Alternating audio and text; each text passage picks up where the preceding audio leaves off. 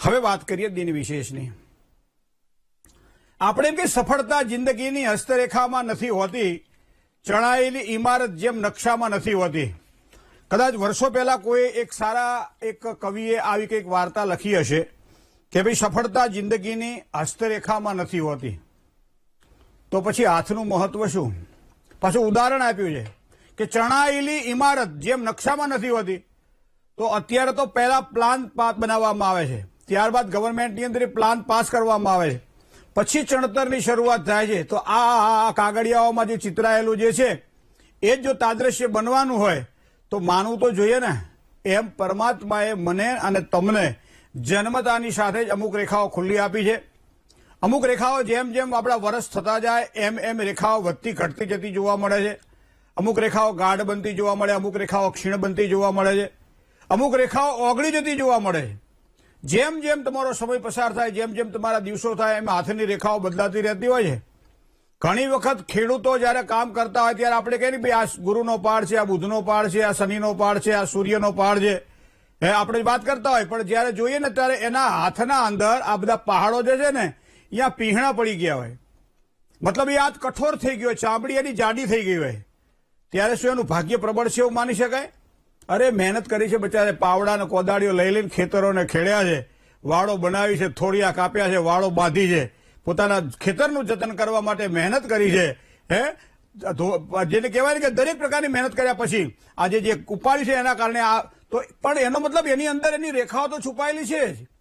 ચામડીની ઉપરના ભાગમાં કોઈ પણ પ્રકારે જયારે આપણને ફોડલી થાય અથવા ચામડીના કોઈ પણ ઉપરના ભાગની અંદર જયારે આપણને કંઈક થાય, મતલબ અંદર રસી હશે તો જ એ ગુમડું થયું અને તો જ આપણને બહાર દેખાણું. એ જ પ્રમાણે અંદર પડેલી જે વાતો છે એને ખોલવા માટે સામુદ્રિક શાસ્ત્ર છે. અને સામુદ્રિક શાસ્ત્રની અંદર શ્રેષ્ઠ માનવામાં આવે છે એ હસ્તરેખા છે. આમ તો તમારા નાક નેણ નકશી જોઈને પણ વ્યક્તિઓ કહી શકે છે, તમારી ચાલવાની ચાલ જોઈને કહી શકાય છે. આંગળાના રેખા પગના હોય ચાહે હાથના હોય, આંગળાના રેખાઓ ક્યાં કયા વળેલા છે એ જોઈને કહી શકાય છે. હાથના અથવા તો પગની અંદર જે રેખા જે આપણા આંગળી હોય, આંગળીની મધ્યની અંદર કેટલો ભાગ છે ખુલ્લો અને કેટલો ભાગ બંધાયેલો છે, કઈ આંગળી તરફ વળેલી છે, જેના કારણે એનું ભવિષ્ય કેવું છે કહી શકાય છે મિત્રો. પણ આજે સામુદ્રિક શાસ્ત્રના આધારે હસ્તરેખાના મહત્વની અંદર આપણે વાત કરવી છે આપણું છુપાયેલું ભાગ્ય ક્યાં છે. કારણ કે ભાગ્યમ ફલતી સર્વત્ર, હંમેશા ભાગ્ય જ ફળ આપે છે મિત્રો.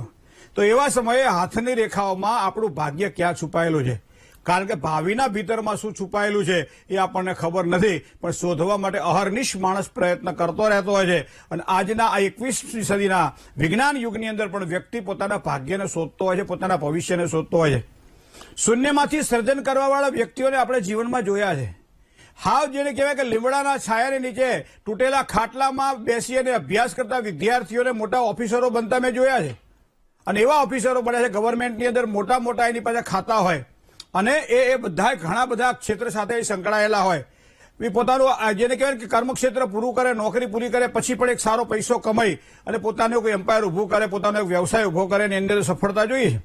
શરૂઆત મેં એની જોઈ છે કે સાવ આ રીતની છે. લીમડાના ઝાડની નીચે, ઘરમાં તો લાઇટ હોય ના હોય, પંખો હોય ના હોય, જે તે સમયની પહેલાની વાત છે. આ તો તમને વાત કરું 1982, 83, 84ની, એથી પહેલાની વાત હશે કદાચ.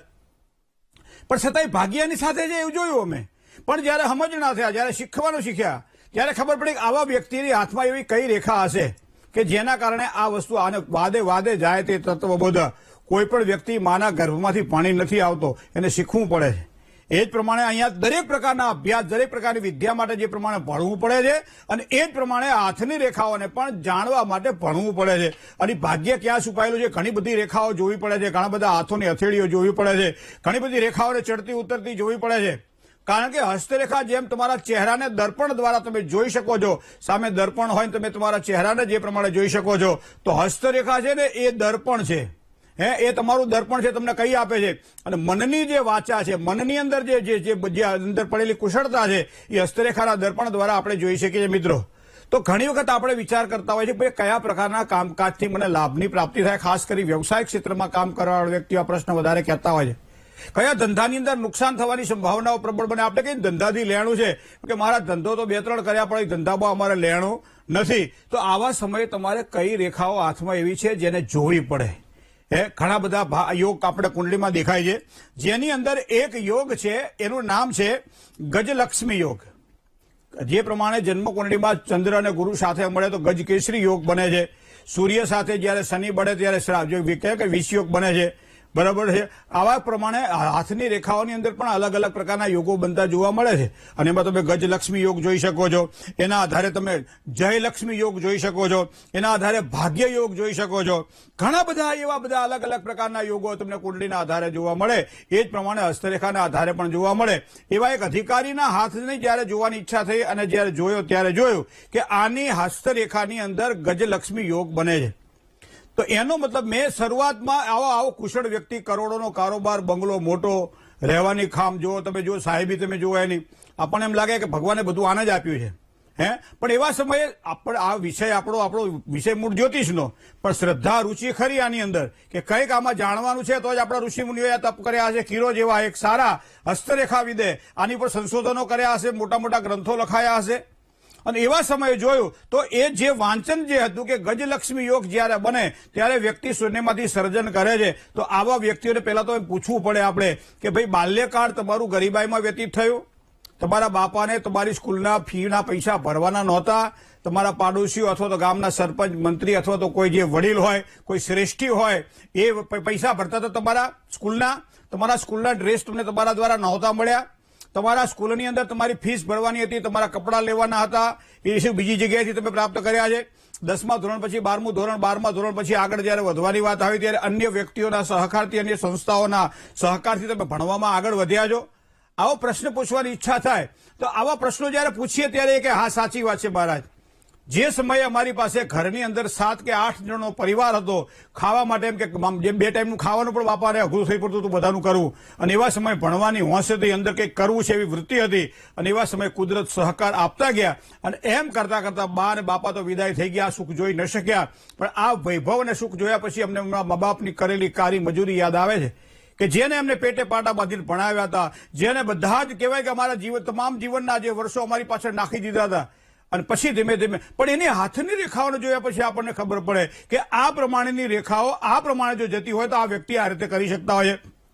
ઘણી વખત સરપંચની ચૂંટણી ના લડ્યા હોય, ગ્રામ પંચાયતની અંદર ના હોય, તાલુકામાં કે જિલ્લામાં ના હોય અને સીધા ધારાસભ્ય થાય. અને ધારાસભ્યની વાત કરો, સીધા સંસદ સભ્ય થાય.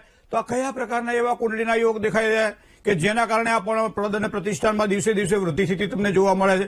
તો એવા સમય મિત્રો આ ઘણા બધા યોગ છે, પણ મેં તમને વાત કરું ને કે ગજલક્ષ્મી યોગની વાત તમને કરું તો સામાન્ય રીતે આમ તો હાથની અંદર એક જ હથેળી જોવાની હોય છે. સ્ત્રીઓ માટે એમ કહેવાય છે કે ડાબી હથેળી જોવાની હોય છે અને પુરુષો માટે જમણી હથેળી જોવાની હોય છે. પણ જ્યારે આવા કોઈ યોગ જ્યારે જોવાના હોય ત્યારે બંને હાથની રેખાઓ જોવાની હોય છે. અને એવા સમય શુક્ન જ્યોતિષી શું કરે છે, પહેલાના જમાનાની અંદર કાળા કલરનું પેલું આવતું તો એના થાપા પાડતા હતા અને એ પછી એને સંગ્રહ કરી અને એના અભ્યાસ કરતા હતા. ઝીણામાં ઝીણી સૂક્ષ્મથી સૂક્ષ્મ રેખાઓનું અધ્યયન કરી અને ફળકથન કરતા હતા. અને વર્તમાન સમય તો મોબાઈલ આવી ગયા છે, ફોટા પાડીને તમે મૂકી દો, કોમ્પ્યુટરમાં કોપી કાઢી નાખો અને પછી ઝૂમ કરી અને નાનામાં નાની રેખાઓ ક્યાંથી ક્યાં નીકળે છે તમે જોઈ શકો છો. અને એના આધારે ભવિષ્યની જે કોઈ આપણી જે અંદર રહેલી સૂક્ષ્મથી સૂક્ષ્મ આપણી રેખાઓ દ્વારા આપણા ભવિષ્યના ભાગ્યના ઘડતરમાં ક્યાં અવરોધ આવશે અથવા ક્યાં સફળતા કયા વર્ષો દ્વારા મને પ્રાપ્ત થશે, કયા વર્ષો મારા માટે એમ કે તકલીફવાળા રહેશે, આ બધી વસ્તુઓ આપણને જોવા મળે છે.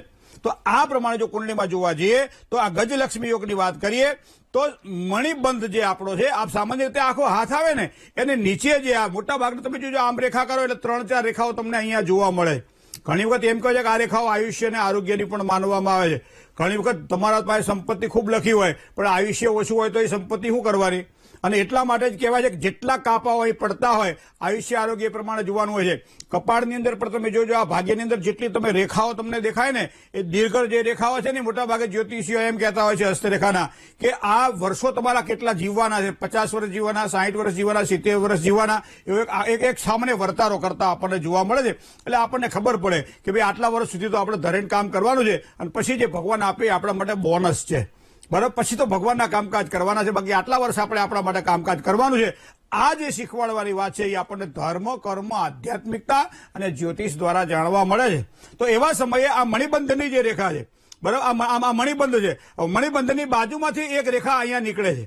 બરાબર, અને સીધી તમે જુઓ એ આ જે મોટી આંગળી ખરી ને, મોટી આંગળીના નીચેના ભાગ તરફ જયારે મળતી હોય ત્યારે આ રેખા જે છે એ ભાગ્ય રેખા જયારે શનિને જોડતી હોય, ત્યારે શનિના પહાડને જોડતી હોય ત્યારે ગજલક્ષ્મી યોગ બને છે. સાથે સાથે તમે જુઓ એ સીધી સીધી જતી હોય, પણ આ રેખા વધારે ગાઢ ન હોવી જોઈએ, વધારે પતલી ન હોવી જોઈએ, તો આ યોગ ઉભા થાય હો. વધારે ગાઢ એ નકામી, હાવ પતલી હોય નકામી, પણ લાલાશ પડતી એક સરસ મજાની રેખા જયારે આમ જતી તમને જોવા મળે ત્યારે સમજી લેવાનું કે આના જીવનની અંદર ભાગ્યનું ઘડતર મધ્યાયુ પછી થયું છે. શરૂઆતમાં ખૂબ ગરીબાઈમાં જેને વિતાવી હોય અને પછી ભાગ્ય એનું શનિના બળે, પોતાના કર્મના બળે, પોતાના મહેનતના બળે પોતે આગળ વધ્યા છે અને એના કારણે આ ફળની એને પ્રાપ્તિ થાય છે. તો આ પ્રમાણે જોવાનું હોય છે. હવે બીજો પાળ આવે સૂર્યનો. તો સામાન્ય રીતે ટચલી આંગળીથી જે બીજી આંગળી જે છે એ બીજી આંગળી છે અનામિકા, હવે અહીંથી જે આ જે રેખા છે ને એ તમારા સૂર્ય તરફ જતી હોય. જે પ્રમાણે શનિ તરફ જતી હોય એ જ પ્રમાણે જો સૂર્ય તરફ જતી રેખા તમને આમ ઘાટી જોવા મળે ત્યારે પણ સમજી લેવાનું કે આ માણસે શૂન્યમાંથી સર્જન કર્યું છે. સૂર્યની રેખા આ પ્રમાણે સારા ફળની પ્રાપ્તિ કરાવે છે. પતલી અને મજબૂત સૂર્યરેખા હોય તો એના ભાગ્યમાં ખૂબ જ સારા ઘડતર આપણને જોવા મળે છે. એ ઉપરાંત મસ્તક રેખાની વાત કરો, આયુષ્ય રેખાની વાત કરો, આરોગ્ય રેખાની વાત કરો, બુદ્ધિ રેખાની વાત કરો, અલગ અલગ પ્રકારની રેખાઓ, જીવન રેખાની વાત કરો, બરાબર. જેટલા અહીંયા વચમાં કાપા પડતા હોય એટલા વર્ષો એના માટે સંઘર્ષના જોવા મળે છે. આવું બધા હસ્તરેખા શાસ્ત્રીઓ કહેતા હોય છે. તમારો હાથ તમે જોઈ લો, કદાચ આ પ્રમાણે શરૂઆત તમારી ગરીબાઈથી થઈ હોય અને અત્યારે ખૂબ જ ભગવાને તમને આપ્યું હોય તો કોઈ આવા ગજલક્ષ્મી યોગ તો તમારી કુંડળીમાં નથી. મિત્રો, આવા તો ઘણા બધા યોગો હસ્તરેખા દ્વારા જાણી શકાય છે. એની વાત પણ ક્યારેક કરીશું આપણે. મેષથી